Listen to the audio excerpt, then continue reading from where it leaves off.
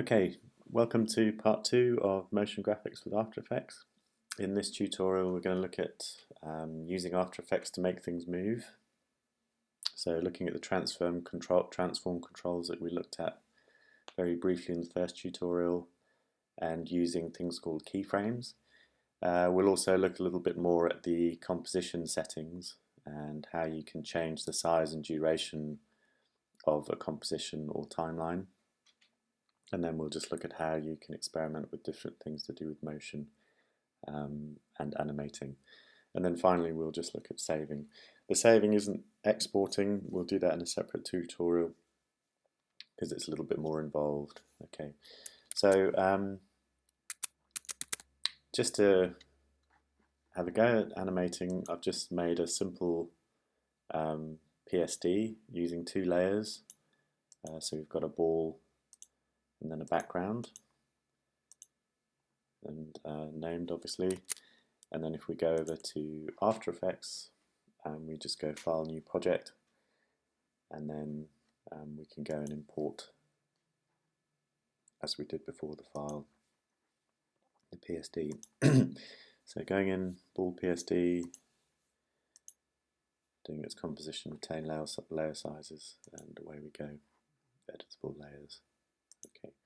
Now, if I just double click that ball, as I did before, you can see the composition opens up as a canvas, and you'll notice this time that it's a different size to what we had before.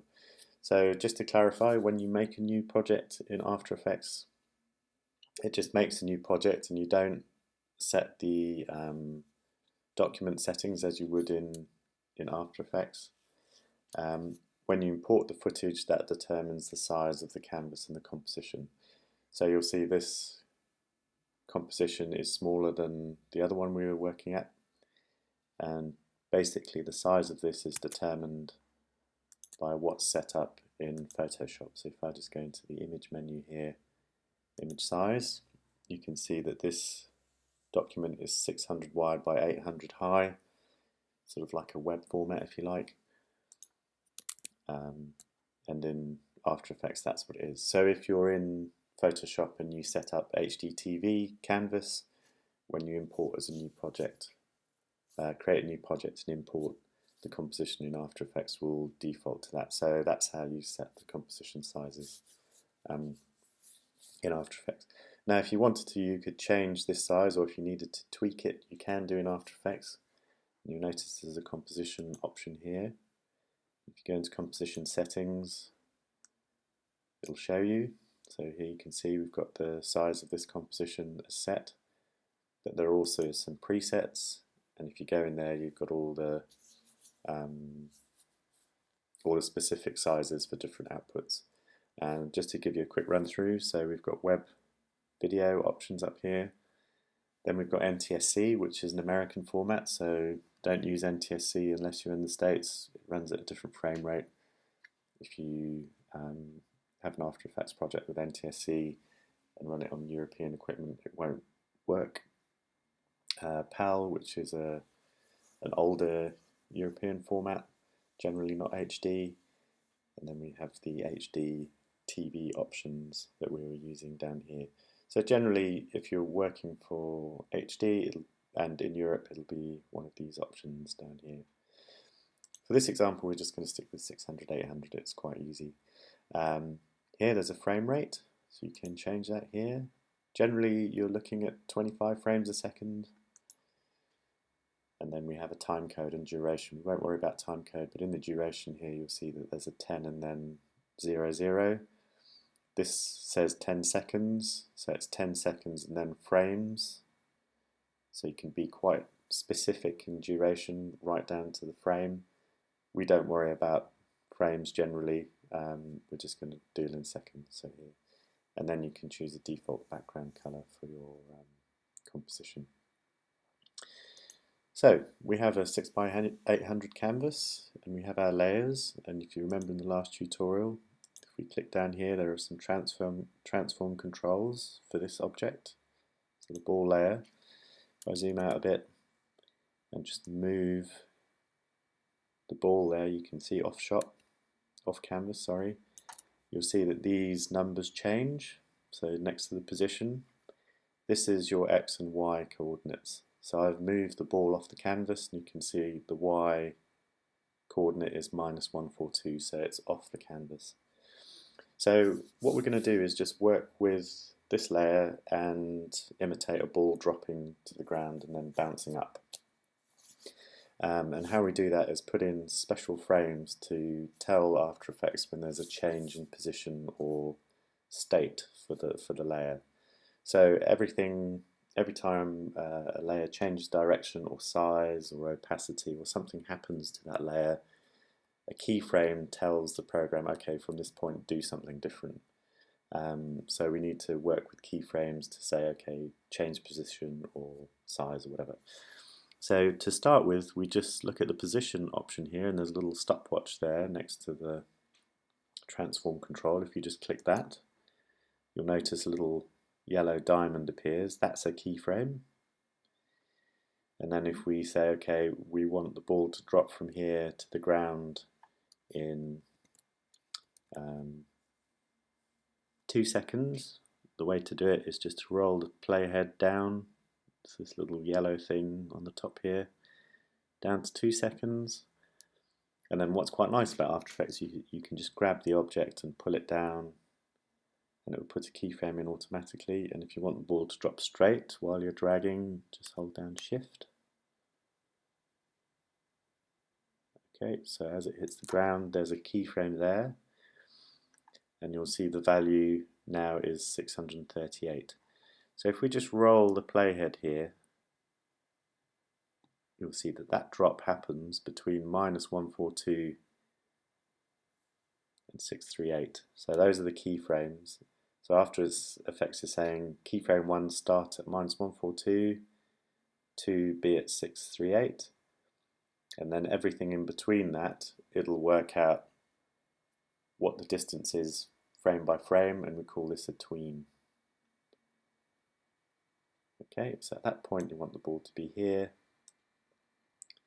and then let's just say 1.5 seconds further on, you want the bounce to go up. Okay, so we're doing this. So it's fairly straightforward. So that gives you an idea of what keyframes do. They're basically markers for changes. And then the thing between the keyframes we call tween. So, and this is the same in any animation software you use. So if you're using Flash or Toon Boom or whatever, these concepts are universal, keyframes and tweens. And tween is just short for in-betweening. So if you want to preview this, you can just press the spacebar, and what will happen is the animation will run slowly for the first draft. So what it will do is it will write all that data into RAM. You'll see this green line appear, and then in the second draft, so when it runs through a second time, it'll run through more or less at real time. After Effects isn't perfect for real time. The timeline doesn't often play at real time. There is an option up here you'll see in preview for what we call a RAM preview. This will run as close to real time as it can, so if you press that little play button there, that green line says okay, pre-rendered, and then it runs off RAM. So here we go. Okay, so we've got a basic animation. Now if you want to, you can play with speed quite quickly. So one thing you'll work out quite quickly is that the speed is dictated by how far apart these are. And if you want to zoom into the timeline, there's a little mountain range at the bottom you can see, you can zoom in. So let's just say we want the bounce to be over and done with quicker, so we want the motion quicker.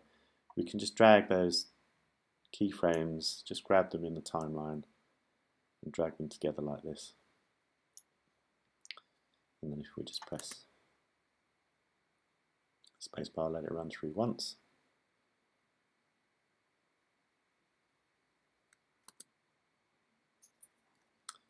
Or press RAM preview. Yeah, that's much quicker. Okay, so that's generally how it works. It's not too complicated. We can just put in keyframes. And the thing to remember is that you start with the first frame as a stopwatch, and then you roll the playhead and then change the state, and it will put a keyframe in automatically. So just to go through that again, if you want to, we can work with scale. So here I've just rolled the playhead back to the beginning, click on the stopwatch for scale, roll down a second, and let's just say we want the size to increase.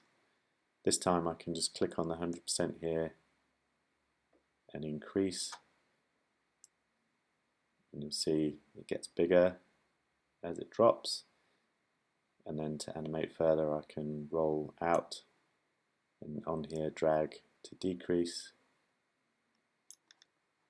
and away you go. So the beauty is that put the first keyframe in and then roll the timeline and physically move or change the parameters related to that layer, and it'll automatically put a keyframe in for you. And then if you want to change the speed, you just move these keyframes around. So it's quite hands-on. It's a really nice way to animate. There are other options here for opacity, rotation, etc. And for the sake of the project, we're not looking for anything too complicated. It's really an introduction to how this works. So these basic controls are fine to experiment with now, and I'd suggest just having a go and playing around with keyframes and how they work. So we can change scale. So experimenting with motion, we can change scale, position, rotation. You can also, if you wanted to, at this point, so here I've got position again, I can then just move, yeah, be careful where you drag, just move the ball off. And quite quickly you can see you get changes, and you can actually go in and edit those little paths that you see there, these little motion paths. So you can do that as well. Okay, so to save things, at the moment we're just going to save. So save your project, save as, onto your Media 4 drive, and we'll look at rendering later. You can also just export from here, and you'll see that this adds to a render queue. So that gets a bit complicated, so you don't want to do that just yet. Yeah, so just save as, and then give your project a name. If you don't save, and then you just go File, Open a different project, so a recent project, you have to be a bit careful because it won't save the existing project, so it'll just open a new one, and you might lose the work that you had in the first place. So it's something to be mindful of.